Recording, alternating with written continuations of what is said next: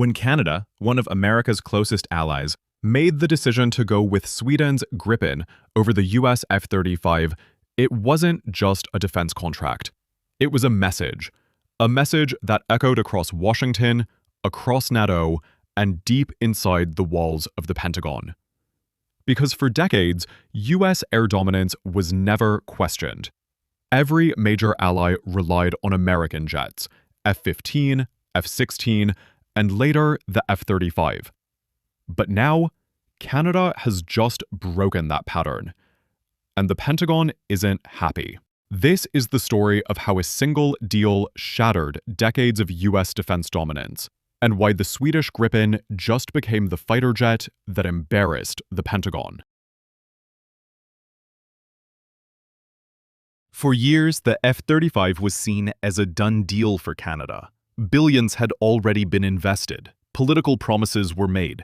Washington was confident Ottawa would stay in line. But behind the scenes, something changed.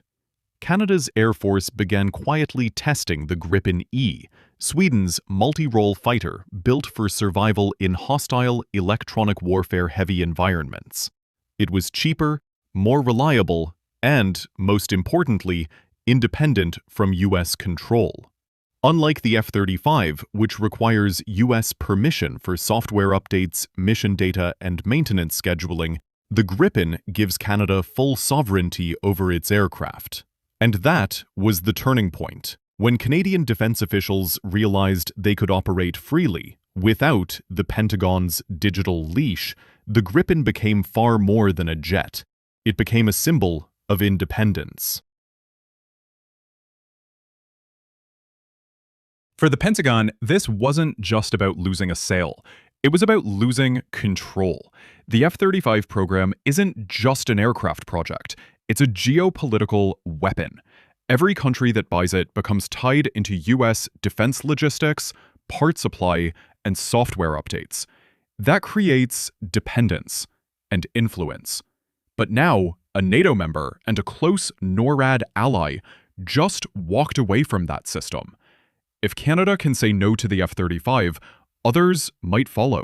Countries like Finland, Switzerland, or even Germany could start questioning why they're paying for US jets that are twice as expensive and often grounded by software bugs. That's the Pentagon's nightmare, the collapse of its fighter jet monopoly. The Gripen didn't beat the Pentagon by being bigger, faster, or stealthier. It won by being smarter. Designed by Sweden to survive against much larger air forces, the Gripen E uses agility, low operating cost, and next-generation electronic warfare to outthink and outmaneuver opponents.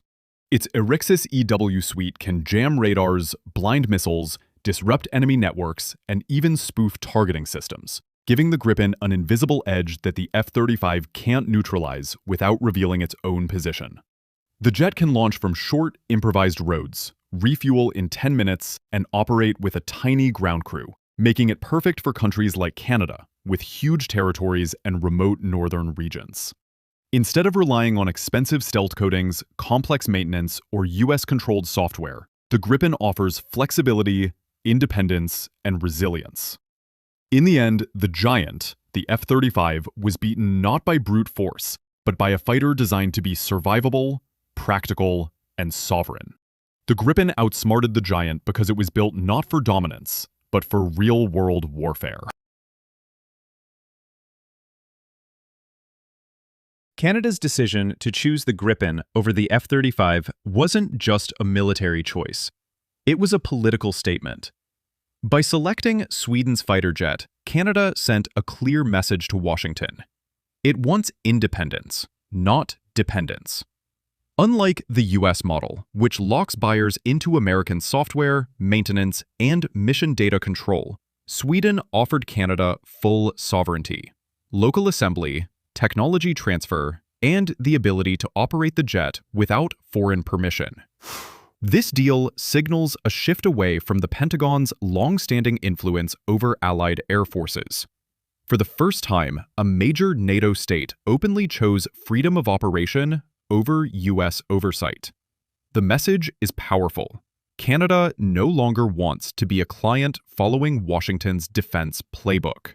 It wants to be a partner, on equal footing, with its own industrial capability and operational autonomy.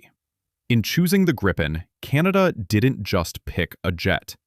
Independent, sovereign, and no longer tied to a single superpower's aviation monopoly.